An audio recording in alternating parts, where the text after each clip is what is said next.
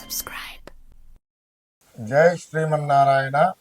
ప్రియ భగవద్బంధులకు భక్తాగ్రేసులకు అందరికీ కూడా స్వస్తి శ్రీ విశ్వావసునామ సంవత్సర ఉగాది శుభాకాంక్షలతో మరి పంచాంగ శ్రవణ ఫలితములు ఈరోజు వీడియోలో చెప్పుకోబోతున్నాం.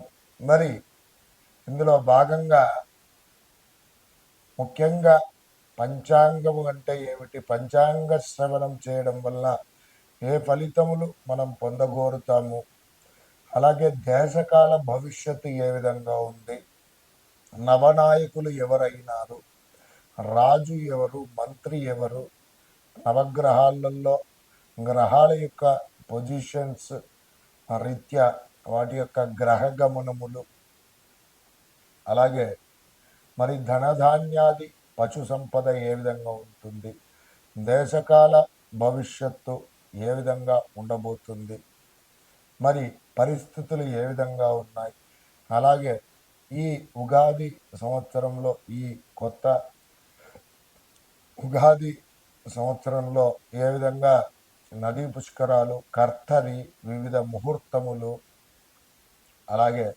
కందాదాయ ఫలితములు, మరి మేషాది ద్వాదశ రాశుల వారి యొక్క గోచార ఫలితములు, అలాగే వారి యొక్క ఆదాయ వ్యయములు ఏ విధంగా ఉంటున్నాయి అనేటువంటిది చక్కగా ఈ వీడియోలో తెలుసుకుందాం. మొదటగా పంచాంగ శ్రవణము చేయడం వల్ల ఏ ఫలితం కలుగుతుంది అనేటువంటిది తెలుసుకున్నట్లయితే, శ్రీ కళ్యాణ గుణావహం రిపుహరం దుస్వప్న దోషాపహం గంగా స్నాన విశేష పుణ్యఫలదం గోదాన తుల్యాం మృణాన్ ఆయుర్దుత్తమం శుభకరం సంతాన సంపత్ప్రదం నానాకర్మ సుసాధనం సముచితం పంచాంగమాకర్యంతాం. మరి పంచాంగ శ్రవణము చేయడం వలన ఏమిటంటే ఆయుర్వృద్ధి కలుగుతుంది, పుత్ర పౌత్రాది అఖండాయురారోగ్యములు కలుగును, మరియు ధన కనక వస్తువాహనాది ప్రాప్తి కలుగును, సమస్త దేవత అనుగ్రహము సంపదలు అన్నీ కూడా కలుగుతాయి.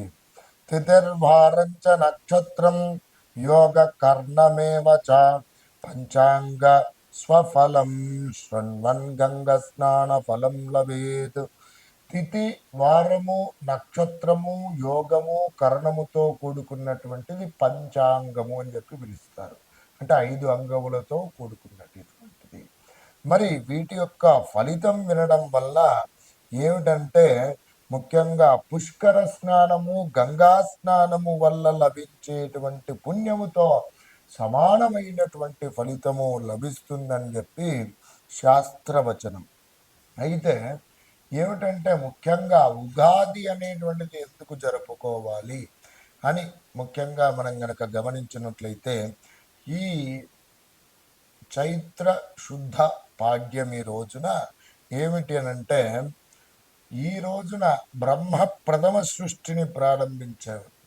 అందువలన ఏమిటి అనంటే యుగాలకు ఆది, అంటే యుగానికి మొదలు పెట్టినటువంటి రోజు, ప్రారంభం చేసినటువంటి రోజు కాబట్టి యుగాది అని చెప్పి వచ్చినది.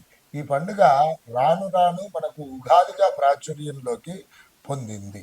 కాబట్టి ఈ విధంగా ఉగాది అనేటువంటిది చక్కగా మన ప్రాంతీయులంతా కూడా మరి ఉగాది సంవత్సరాన్ని చక్కగా జరుపుకుంటూ ఉంటారు. అయితే ఇందులో ఈ సంవత్సరంలో మరి మనం చేయాల్సినటువంటి ముఖ్యమైనటువంటి పనులు ఏమిటి అనగా, చైత్రమాస జగద్బ్రహ్మ సజర్జ ప్రథమే అహాని శుక్లపక్షే సమగ్రంతు తదా సూర్యో దశేయతి ప్రవర్ధ యమా సదాద కాలస్వగమనమాపి గ్రహాన్మార నృణాత్మోస్వాన్ రథాపిపాన్ అనేటువంటి శాస్త్రవచన రీత్యా మాసంలోకెల్లా ఏమిటంటే చైత్రమాసం తిథులలోకెల్లా పాడ్యమి తిథి మొదలు, అలాగే వారంలోకెల్లా మొదలు ఆదివారము, నక్షత్రములకెల్లా అశ్విని ముహూర్తంలోకెల్లా మరి మొదలు బ్రహ్మ ముహూర్తము కాబట్టి నవగ్రహంలో రాశికెల్లా మొదలు మేషం నుండి ప్రవేశం జరుగును. కాబట్టి ఈ విశ్వావసు నామ ఉగాది పర్వదినంలో అందరూ కూడా చక్కగా శుభ్రంగా మరి స్నాన సంధ్య అనుష్ఠానములు ఆచరించి పాత కృత పంచాంగమును చక్కగా ఏమిటి పూజించి మీ ఇష్టదేవత కులదేవత దీపారాధన గావించి చక్కగా నమస్కారం చేసుకొని ఒక దైవజ్ఞుణ్ణి పండితుణ్ణి చక్కగా పిలిపించుకొని లేదా మీకు వెసులుబాటు లేదైనట్లయితే ఏదైనా దేవత ఆరాధన చేసుకొని చక్కగా దేవాలయానికి వెళ్ళి అక్కడ పండిత భాగవతములతో ఈ పంచాంగ శ్రవణ ఫలితములు వినడం పూర్వకంగా మంచి యశస్సు బుద్ధి సౌభాగ్యం అన్నీ కూడా లభిస్తాయి. అలాగే ఈ రోజున సైంధవ లవణం మరి కొత్త చింతపండు బెల్లము వివిధ రకాలైనటువంటి పులుపు మరి వేప పువ్వు సైంధవ లవణము వీటితో కూడినటువంటి పచ్చడి ఉగాది పచ్చడి అంటారు. ఇవి చక్కగా చేసుకొని మరి స్వామివారికి చక్కగా మీ నిత్య దేవతార్చన విధిలో భాగంగా ఉన్నటువంటి స్వామివారులకు నివేదన అర్చించి తీర్థంగా స్వీకరించినట్లయితే చాలా యోగకారకమైనటువంటి పరిస్థితులను తప్పకుండా పొందుతారు. శతాయు వజ్రదేహాయ సర్వసంపత్కరాయ చ సర్వారిష్ట వినాశాయ నింబకం దళభక్షణం అనేటువంటి ఈ శ్లోకాన్ని పఠించుకుంటూ చక్కగా తీర్థ సేవనం చేసినట్లయితే చక్కగా యోగకారకమైనటువంటి పరిస్థితులు తప్పకుండా పొందుతారు. ఇక ఈ సంవత్సరము ముఖ్యంగా గనక చూసుకున్నట్లయితే మరి దేశకాల భవిష్యత్తు మరి పరిస్థితులు నదీ పుష్కరములు నవనాయక ఫలితముల గురించి తెలుసుకుందాం. అలాగే ముఖ్యంగా పంచాంగ శ్రవణం చేయడం వల్ల ఒక్కొక్క గ్రహం ఒక్కొక్క ప్రీతికరమైనటువంటి పరిస్థితులు కలుగజేస్తాయి. మరి పంచాంగ శ్రవణం చేసినటువంటి వారికి సూర్యుడు శౌర్యమును, చంద్రుడు ఇంద్ర సమానమైనటువంటి వైభవమును, కుజుడు శుభమును, శని ఐశ్వర్యమును, బుధుడు బుద్ధిని, గురువు గౌరవమును, శుక్రుడు సుఖమును కలగజేయడం, రాహు బలమును, కేతు కులశ్రేష్టమును కలగజేయను. బుధుని కంటే కుజుడు బలవంతుడు, వీరిద్దరికంటే శని బలవంతుడు కావడం పూర్వకంగా ఈ ముగ్గురి కంటే కూడా బృహస్పతి బలవంతుడు, ఈ నలుగురి కంటే శుక్ర బలం చాలా గొప్పది, ఐదుగురి కంటే చంద్రుడు బలవంతుడు, ఈ ఆరుగురి కంటే సూర్యుడు బలవంతుడు, రాహు అందరికంటే బలవంతుడు. కాబట్టి ఈ విధంగా పంచాంగ శ్రవణం చేయడం పూర్వకంగా ఒక్కొక్కరి రీత్యా ఈ విధమైనటువంటి లాభాలు మరి మనకు అనుకున్నటువంటి అభీష్టములు తప్పకుండా నెరవేరుతాయి. అలాగే ఈ సంవత్సరము మరి దేశకాల భవిష్యత్తు ఏ విధంగా ఉండబోతుంది అనేటువంటి విషయానికి పరిగణలోకి కనుక తీసుకున్నట్లయితే వైశ్వానరం భజే నిత్యం విశ్వావాసు కృతాహ్వయం నరవాహనమారూఢం ఖడ్గకేటకధరం విభుం ఓం భూ విశ్వావసు పత్వర దేవతం వైశ్వానరమావాహయామి స్థాపయామి పూజయామి నమస్కరోమి. స్వస్తి శ్రీ విశ్వావసునామ సంవత్సర చైత్రశుద్ధ పాడ్యమి 29వ తేదీ మార్చి 2025 శనివారం సాయంత్రము 4:28 చాంద్రమాన ప్రారంభము. ఇందులో వర్షలగ్న కుండలి మరియు సౌరమాన ప్రారంభం అనేటువంటిది జరుగుతుంది. ఇందులో 13వ తేదీ మరి ఏప్రిల్ 2025 ఆదివారం రాత్రి తెల్లవారుజామున 3:21 వర్షలగ్న కుండలి జగర్లగ్న కుండలి పరిశీలించగా దేశకాల భవిష్యత్తు ఏ విధంగా ఉండబోతుందని కనుక చూసుకున్నట్లయితే రాష్ట్ర భవిష్యత్తు దేశ భవిష్యత్తు ఈ ప్రకారంగా ఉంటుంది. సింహలగ్నం వర్షలగ్నమైనటువంటిది. అలాగే ద్వితీయంలో కేతువు, సప్తంలో సూర్యుడు, చంద్రుడు, బుధుడు, శుక్రుడు, రాహు పంచగ్రహ కూటమి. అలాగే దశంలో గురువు, ఏకాదశ స్థానంలో కుజుడు మరియు జగద్లగ్న కుంభమైంది. అలాగే ద్వితీయంలో సూర్యుడు, బుధుడు, శుక్రుడు, శని, రాహు. అలాగే చతుర్థంలో గురువు, షష్టంలో కుజుడు పూర్వకంగా చంద్ర కేతు ఉన్నందున ఆంధ్ర తెలంగాణ ఉభయ రాష్ట్రాలలో అనుకున్న పనులు సాధించగలుగుతారు. రాజులు న్యాయ పరిపాలన చేస్తారు. మరి ఇతర రాష్ట్రంలో వారికి మన రాష్ట్రంలో వారికి తర్కవాదములు జరుగుతాయి. అలాగే మరి అల్లోపతి కన్నా ఆయుర్వేదం మంచిదని చెప్పి చాలామంది ఆయుర్వేదానికి రావడానికి అవకాశాలు ఉన్నాయి. మెడిసిన్స్ అనేటువంటివి చాలా ఎక్కువగా తయారు చేస్తూ ఉంటారు. ప్రాచీన ఆయుర్వేదం వైద్యం వైపు మరి మొగ్గు చూపడానికి అవకాశాలు ఎక్కువగా ఉన్నాయి. అలాగే ఉపద్రవములు, భూకంపములు, అగ్ని ప్రమాదములు జరగడానికి అవకాశాలు ఎక్కువగా ఉన్నాయి. రైలు ప్రమాదములు, విమాన ప్రమాదములు సంభవించడానికి అవకాశాలు ఎక్కువగా ఉన్నాయి. సముద్రం దగ్గర సమీపంలో ఉండేటువంటి వారికి మరి భారీ వరదల పూర్వకంగా కాస్త జన నష్టం కలగడానికి అవకాశాలు ఉన్నాయి. మత్స్య కార్మికులకు కూడా ధన నష్టము అలాగే జన నష్టం కలగడానికి అవకాశాలు ఉన్నాయి. పిడుగుపాటుతో పశువులు అనేటువంటిది మరణించడము, పంట పైరు నష్టం అనేటువంటిది కలిగించడం, కొన్ని చోట్ల అతివృష్టి అనావృష్టి జరిగే సూచనలు ఉన్నాయి. విపరీతమైన గాలి దుమారాల వల్ల చెట్లు విరిగిపడడం, ఇండ్లు కూలడం, వివిధ రకాలైనటువంటి పరిస్థితులు ఉన్నాయి. ఉత్తరాది రాష్ట్రాలన్నీ కూడా మంచి అభివృద్ధి పదంలోనికి వస్తారు. అనుకున్న సమర్థంగా సాధించగలుగుతారు. దేశం నందు ప్రభుత్వ ఉద్యోగుల కన్నా ప్రైవేటీకరణ చాలా ఎక్కువగా అవుతుంది. అలాగే ఉభయ రాష్ట్రాల వారికి ఆర్థిక పరిస్థితి మెరుగుపడుతుంది. మరి ఇతర దేశాల నుండి రుణం తీసుకునే పరిస్థితి ఒకసారి ఏర్పడడానికి అవకాశాలు ఉన్నాయి. అనుకున్న ఒప్పందాలు సగం వరకే పూర్తిగావు. అలాగే విశేషంగా ప్రజాప్రభుత్వం మన్నలను పొందుతారు. క్రీడారంగం నందు విశేషమైనటువంటి దేశ ఔన్నత్యం అనేటువంటిది సాధించడానికి అవకాశాలు ఉన్నాయి. మఠాధిపతులు, పీఠాధిపతులు గో సంరక్షణ అనేటువంటిది చేపడతాడు. సాఫ్ట్వేర్ కంపెనీలు, కొన్ని సీనియర్ నాయకులు మరి తీవ్రమైనటువంటి సవాలు ఎదుర్కోవడం, అలాగే సాఫ్ట్వేర్ కంపెనీ ఉద్యోగులకు వివిధ రకాలంగా ఉద్యోగాలలో సంక్షోభం అనేటువంటిది ఏర్పడడానికి అవకాశాలు ఉన్నాయి.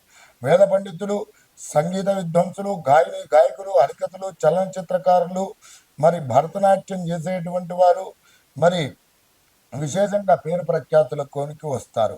అలాగే ముఖ్యంగా కిరసనాయిలు, డీజిల్, పెట్రోలు, బొగ్గు యథావిధిగా ధరలు అనేటువంటివి కొనసాగుతాయి.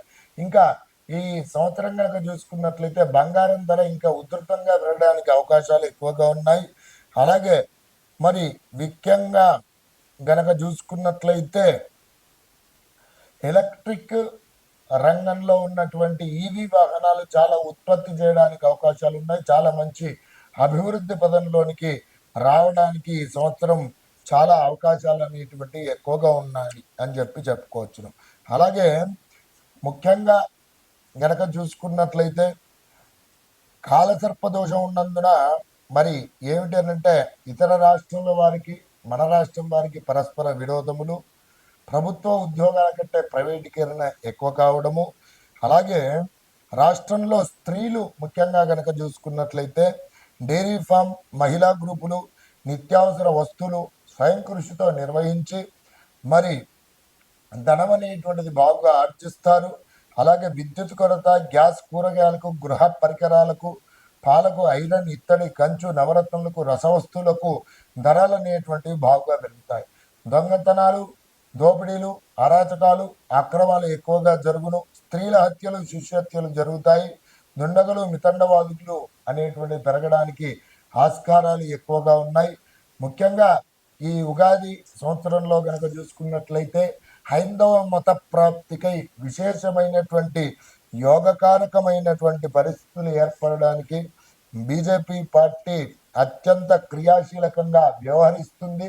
ప్రపంచ దేశాలలో గనక చూసుకున్నట్లయితే భారత స్థాయి హైందవ ధర్మం గురించి ప్రతి ప్రపంచం మాట్లాడుకునే అవకాశం అనేటువంటిది మన భారతీయ జనాల గురించి, మన భారతీయ హైందవ సాంప్రదాయం గురించి మాట్లాడుకోవడానికి ఒక అవకాశం అనేటువంటిది ఏర్పడుతుంది. అలాగే ఈ సంవత్సరం కనుక చూసుకున్నట్లయితే నవనాయకులు ఎవరైనారు, మరి వాటి యొక్క ఫలితాలు కూడా తెలుసుకుందాం.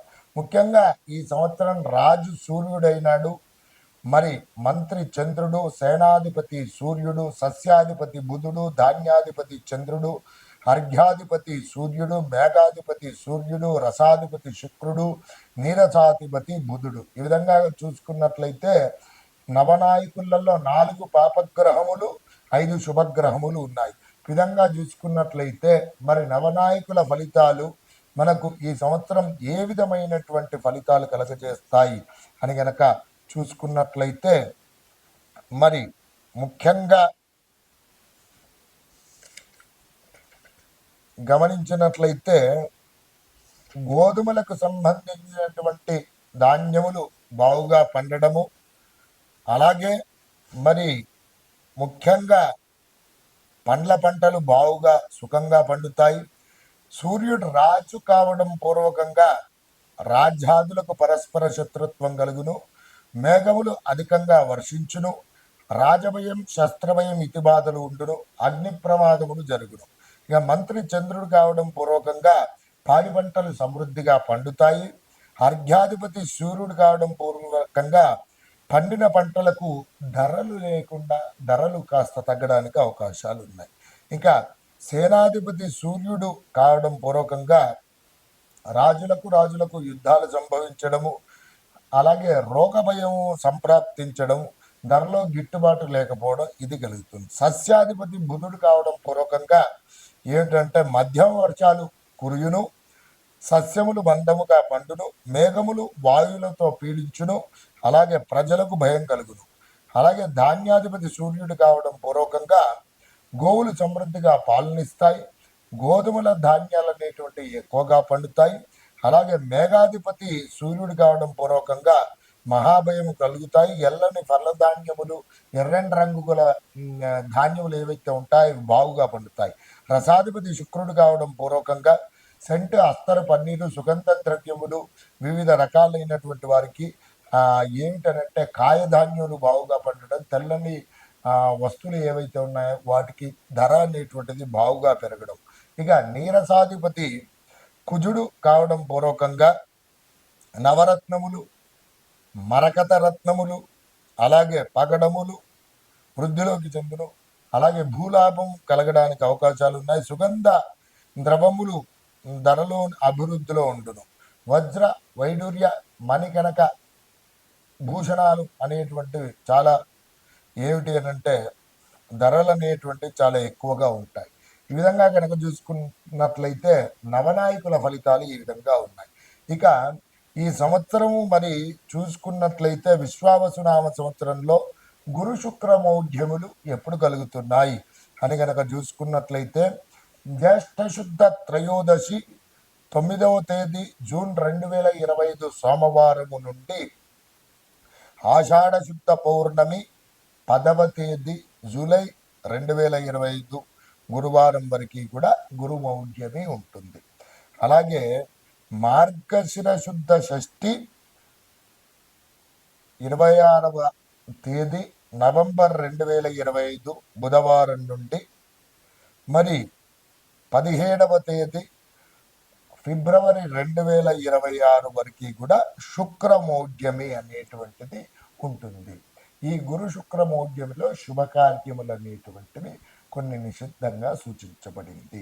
వీటి పూర్వకంగా మరి వీటి ప్రకారంగా ఏమిటంటే మంచి భాగవతోత్తమ పండితులను తెలుసుకొని తగు ముహూర్తాలు నిర్ణయించుకొని వివాహ ఉపనయనాది సకల సంస్కారములు, గృహ ప్రవేశాది, వాస్తు శల్యాది ఇతర విశేష ముహూర్తములకై మంచి దైవజ్ఞులు సంప్రదించి ఈ మౌఢ్యములో కాకుండా విశేషమైనటువంటి ముహూర్తాలు ఉన్న రోజులలో మరి ముహూర్తం నిర్ణయం చేసుకోవడం పూర్వకంగా యోగకారకమైనటువంటి ఫలితాలను పొందుతారు.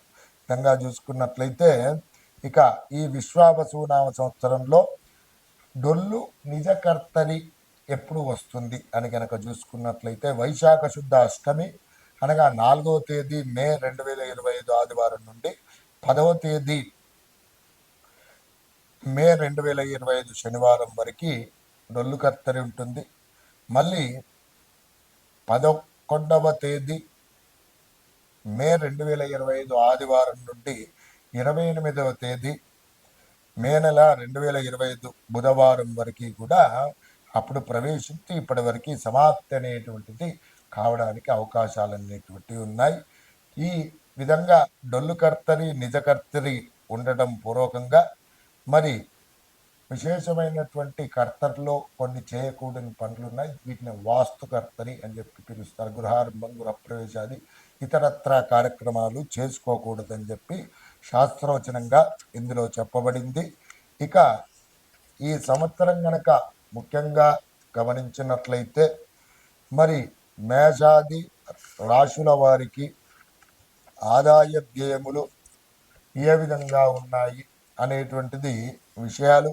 అలాగే ఈ విశ్వావసునామ సంవత్సరంలో చంద్రగ్రహణము సూర్యగ్రహణం ఎప్పుడు వస్తున్నాయి, మరి అలాగే పుష్కరాలు ఎప్పుడు వస్తున్నాయి అనేటువంటి తెలుసుకుందాం. స్వస్తి శ్రీ విశ్వావసునామ సంవత్సరము భాద్రపద శుద్ధ పౌర్ణమి 7వ తేదీ సెప్టెంబర్ 2025 ఆదివారం రాత్రి 9:57 శతభిష నక్షత్రం కుంభరాశి యందు మేషలగ్నంలో రాహుగ్రస్త సంపూర్ణ చంద్రగ్రహణం అయినదండి. అలాగే మళ్ళీ గనక చూసుకున్నట్లయితే 3వ తేదీ మార్చి 2026 మంగళవారం రోజున పుబ్బా నక్షత్రం సింహరాశి యందు కర్కాటక లగ్నంలో మళ్ళీ చంద్రగ్రహం అనేటువంటిది ఈ సంవత్సరంలో ఉన్నాయని చెప్పి ముఖ్యంగా చెప్పుకోవచ్చును. అలాగే ఈ సంవత్సరము గనక చూసుకున్నట్లయితే మరి ముఖ్యంగా ద్వాదశ రాశుల వారికి ఆదాయ వ్యయములు ఏ విధంగా ఉన్నాయనేటువంటిది గమనిద్దాం.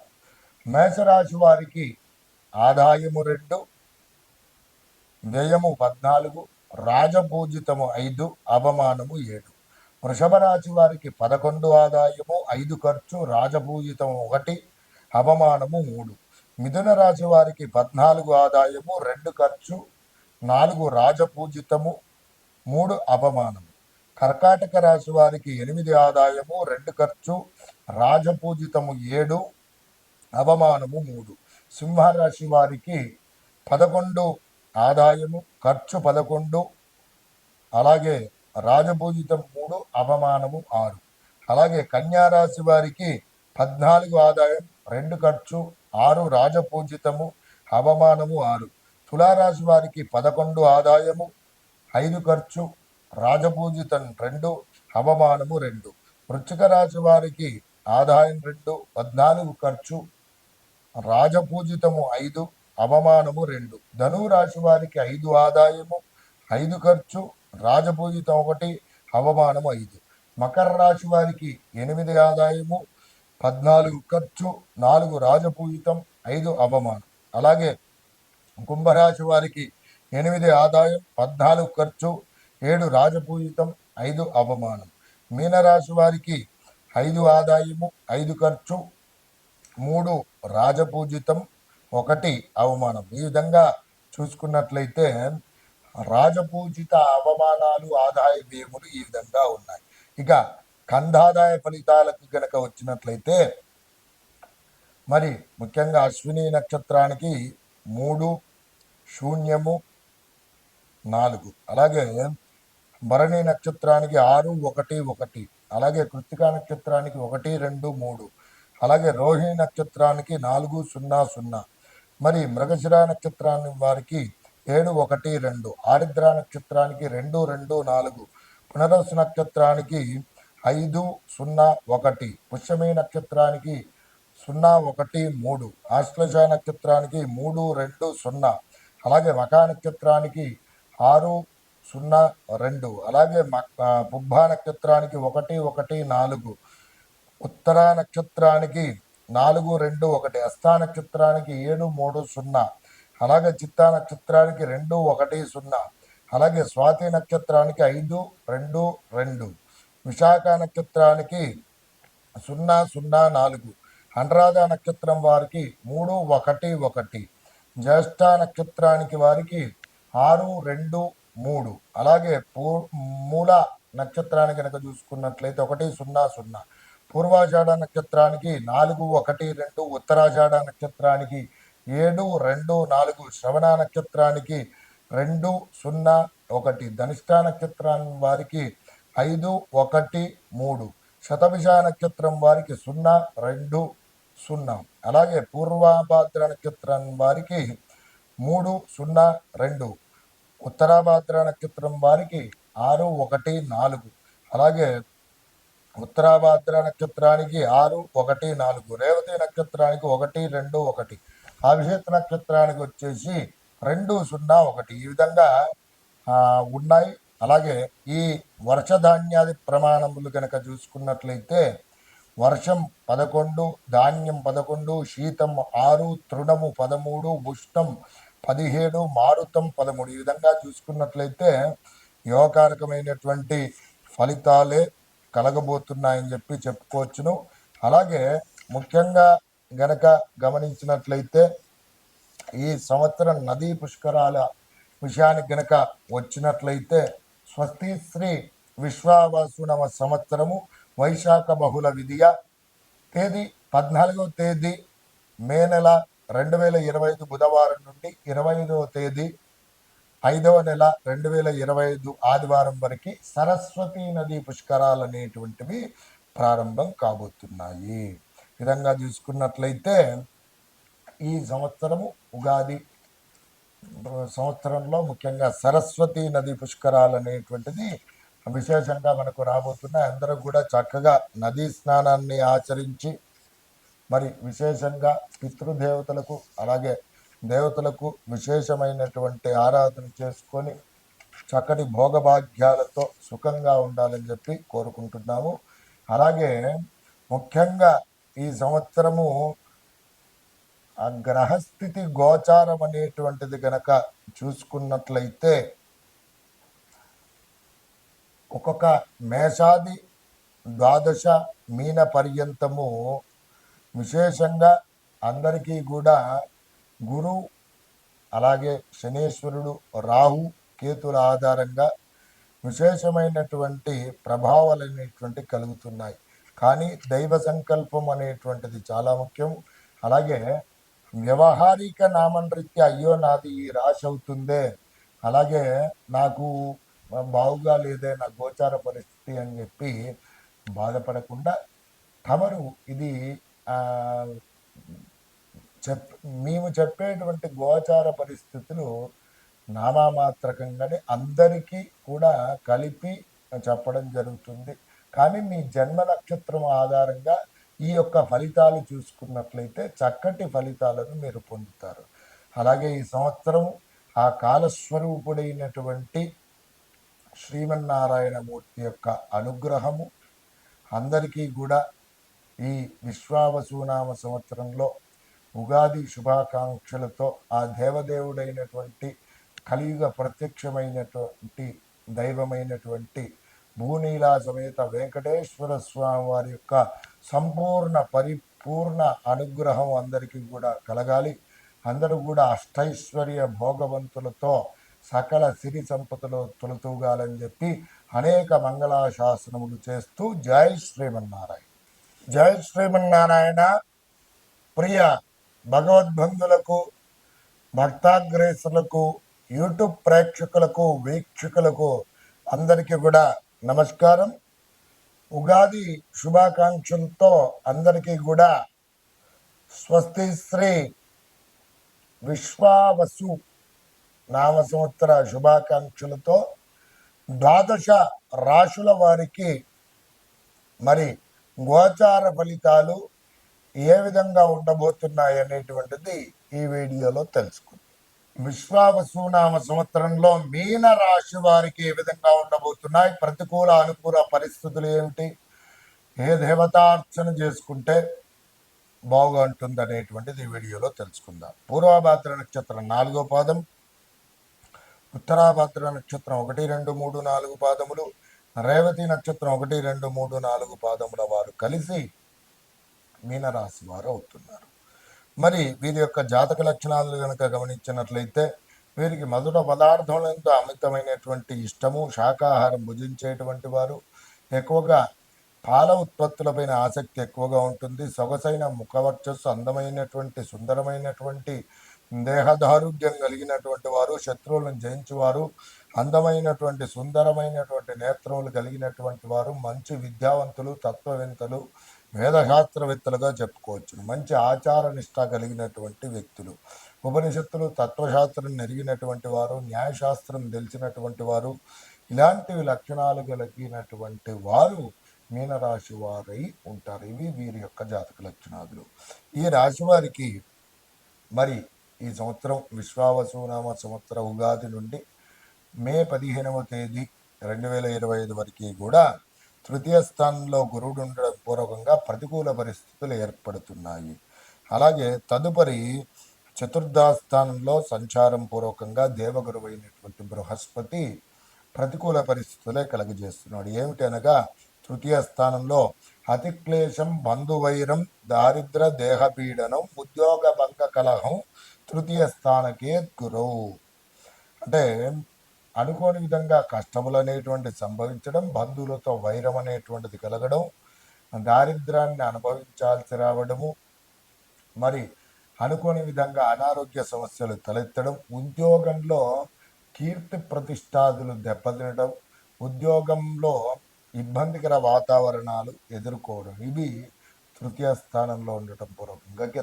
తదుపరి ఏమిటనంటే ముఖ్యంగా గృహ సంబంధమైనటువంటి సమస్యలు కలగడం, వాహన ప్రమాదాలు జరగడానికి ఆస్కారాలు ఎక్కువగా ఉన్నాయి, తల్లికి అనారోగ్య సమస్యలు, మరి అనుకున్నటువంటి పనులలో దిగ్విజయం అనేటువంటి సాధించలేకపోవడం, మరి కొన్నిసార్లు ఇంట్లో నుండి ఏమిటి భార్యాపుత్రికాదులను విడిచిపెట్టి బయట ఉండాల్సి రావడము, అనుకోని విధంగా భయం ఆందోళనగా ఉండడం, ఇవి దేవగురువు అయినటువంటి బృహస్పతి ప్రతికూల పరిస్థితులు. ఇక మీన రాశి వారికి మరి కర్మకారకుడైనటువంటి శనేశ్వరుడు జన్మంలో ఉన్నారు. మరి వీరు కూడా ప్రతికూల పరిస్థితులే ఈ సంవత్సరం కలిగజేస్తున్నాడు మీనరాశి వారికి. తేజోహాని, మతీభ్రంశ, ఘనపీడ, భయం తదా, రోగార్ధి బంధు వైరంచ, వ్యసనం జన్మకేశనవు. అంటే అనుకోని విధంగా కొన్ని దురలవాట్లు చేసుకోవడం, మతిభ్రంశనము కావడము, చేసేటువంటి పని పైన శ్రద్ధాశక్తి కోల్పోవడం, వ్యాపారం చేయాలన్నా, ఉద్యోగం చేయాలన్నా సరే, భార్యాభర్తలు అనుకూలంగా ఉండాలన్నా, సత్సంతాన ప్రాప్తికైనా ఈ విధంగా ఏ విధంగా చూసుకున్నట్లయితే అన్నిటికీ కూడా ఆసక్తి అనేటువంటిది తగ్గిపోవడం, అనారోగ్య సమస్యలు తలెత్తడం, ముఖంలో తేజస్సు కాంతి హీనంగా కావడము, అనుకోని విధంగా భయం ఆందోళన అనేటువంటిది లభించడం, శత్రువుల యొక్క బాధ పెరగడం, అలాగే బంధువులతో కూడా గొడవలు పడాల్సి రావడం, ఆర్థిక పరంగా నష్టపోవడం, ఇలాంటివి మీనరాశి వారికి కర్మకారకుడైనటువంటి శని కలుగజేస్తున్నాడు. ముఖ్యంగా ఈ విశ్వావసునామ సంవత్సరంలో మీనరాశి వారి కనుక చూసుకున్నట్లయితే ఏమిటి అనంటే దేవగురువైనటువంటి బృహస్పతి బలము, శని భగవానుడి యొక్క అనుగ్రహము కూడా లేదని చెప్పుకోవచ్చు. వీటికి పరిహార మార్గాలలో పూర్వకంగా గురువారం రోజున దత్తాత్రేయ స్వామి ఆరాధన, శనివారం రోజున ఆంజనేయ స్వామి వారి యొక్క ఆరాధన చేసుకోవడం ముఖ్యమైనటువంటిది. గురు శనిగ్రహాల ధ్యాన శ్లోకాన్ని ప్రతినిత్యం పఠించండి. దత్తాత్రేయ స్వామి ఆరాధన ముఖ్యము. అలాగే శివపంచాక్షరి ఆరాధన కూడా చేసుకోవడం, మంత్ర అనుష్ఠానం చేసుకోవడం చాలా ఉత్తమమైనటువంటిదిగా చెప్పుకోవచ్చును.